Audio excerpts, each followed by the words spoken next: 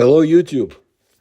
Well, there are more enigmatic similarities across thousands of miles and centuries. For your attention, let me start with Russia. The megalithic heritage of the Caucasus is not limited to dolmens alone, and those I describe in my other videos. You see, between Sochi and Adler, in the mountains, just above the village of Kudepsta, there is a large stone with obvious traces of processing and interesting notches. It's called the Kudepstinsky stone. The Kudepstinsky cult stone, as some describe it, also known as Circassian stone, is a megalithic monument located near the Kudepst microdistrict, part of the Hostinsky district of Sochi. The stone is located near the residential buildings of Kudepsta, about 15 to 20 minutes walk from the former boarding school. The height above the sea level is about 160 meters. The stone is a block of sandstone, cracked almost diagonally. It is of a quadrangular shape, measuring 4.6 by 4.4 meters. The stone is asymmetrical in height. The southern side has a height of 1.6 meters, and the northern side is about 1 meter. Only the eastern half of the stone has been processed. There are two seats knocked out, so to say, separated by an armrest of sorts. The width of the seats is 75 centimeters. The depth is 45 centimeters. The seats are directed at an azimuth of 60 degrees, presumably at the point of sunrise during the winter solstice. Behind the seats, there is a platform that has a slope towards the seats. The platform has a length of 1.95 meters and a width of 0.9 meters. The playground, so to say, is fenced on the three sides with the 15 centimeter high sideboard. Holes of various shapes were found on the stone itself and on the stones around it. Today, the pavement and the hearth stone are not visible. They may have been buried again, and several stones remain from the medieval foundation. The territory where the stone is located belongs to the Kudepstinsky forestry, which also planted exotic trees there: cork oak, yew, tusa. Groups of these trees can be seen near the stone. Now, the stone itself is located on the edge of a grove of cork oak. 200 meters to the north on the road, immediately after crossing the stream, on the right is the outlet of a mineral spring with a ferruginous taste, but not carbonated. There is no consensus among archaeologists about the time of the monument's creation. Many people tend to consider the Kudepstinsky stone to belong to the dolmen culture of the Western Caucasus. In the late 1960s, I think in 1966 actually, this monument was examined by the Abkhazian historian, ethnographer, and literary critic Inal Ipa, and the artist and amateur local historian Arelkin, who also conducted excavations around the stone. The excavations have shown that there is a pavement of flat stones and a round stone in front of this Kudepstinsky stone, on which a fire was lit for a long time. Inal Ipa believed the medieval age of the stone. Other authors attributed its external features to the megalithic time. The latter is more likely, since the Circassian population did not make holes on the stones. I think they were busy fighting off Russian invaders. At least there is no information about this, while there are a lot of them on the stone. The description of the stone is also given in the book by Voronov's titled Antiquities of Sochi and its Environs, published in 1979 by the Krasnodar Book Publishing House. Scientists consider it a cult stone or an altar, which in fact does not surprise me anymore, because as you know, scientists immediately declare everything is incomprehensible as a cult, ritual, or something sacrificial. Well, like all our ancestors were crazy about cults and sacrifices, and that's all they thought about all day long. Moreover, objects for these purposes certainly had to be built from unaffordable megaliths. Otherwise, nothing would work.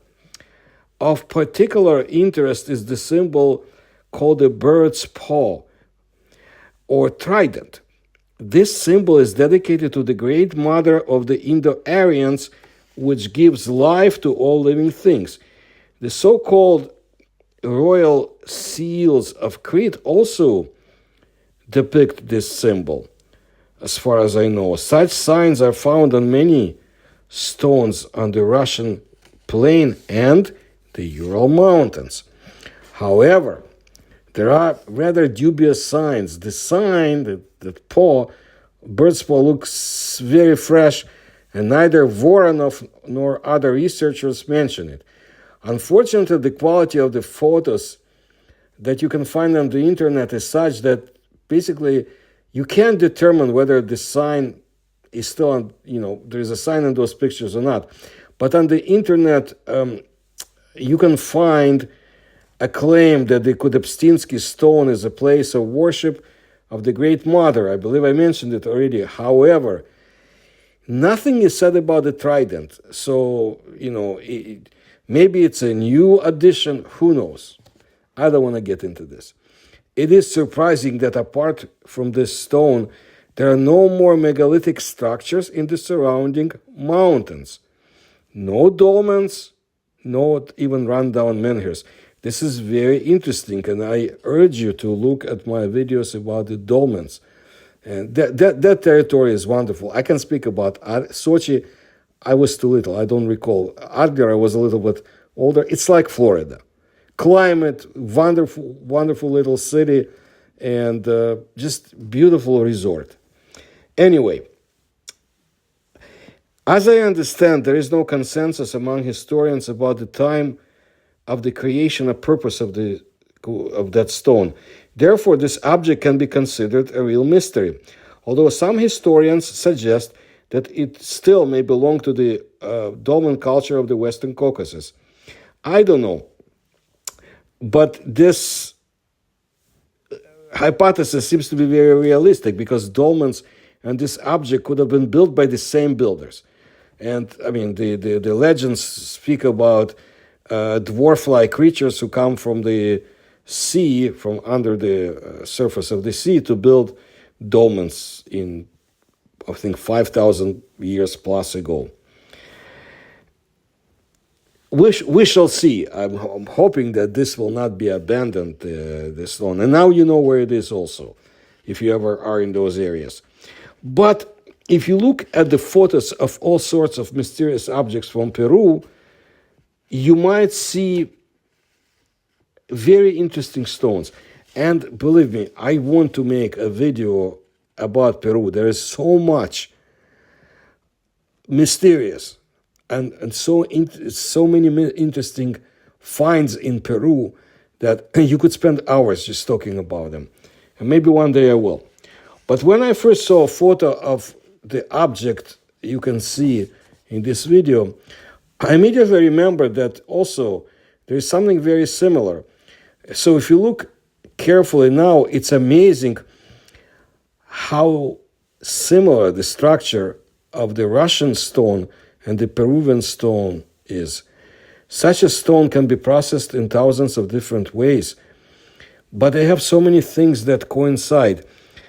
Look at the partition, which in both cases does not reach the end of the plane. If everything else can still be somehow attributed to such a specific partition, I cannot explain it by coincidence. The existence of these two objects and their coincidence, they are facts.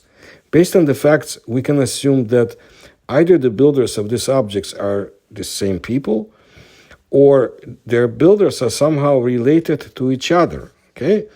Think about where Russia is and where Peru is. See, again, the only problem is that the first object is attributed to the Incas in Peru, and the object in Russia, doesn't even know who to properly refer to as builders. Nobody knows. So it's riddles all around, enigmas you can see. But you see, there is another photo from Spain. Well, the object from Spain certainly differs in structure from the previous ones, but still you can catch certain similarities. No matter how you look at it, people in ancient times had some strange mania or predilection to carve niches in stones. It is possible that these stones are the product of the activity of the same civilization. It would be an amazing discovery, and Thor Heyerdahl was convinced that such a civilization existed, and I'm trying to do my best in my videos to show to you that in the past there had been at least one global civilization, and we're finding more evidence as time goes by, whether scientists want to or not. It's out there, and I'm sure we'll discover more with the help of satellites that should be used for archaeological purposes and not for war. But what can you do? So I'll keep my eyes out on similar interesting enigmas of history, and if you like my research and would like me to continue looking out for such enigmas, if you can support me, I'll appreciate it. You can find the links in the description to this video. Please like my videos. Please subscribe to my channel and spread the word. I'll really appreciate it if you tell others about my interests. Thank you.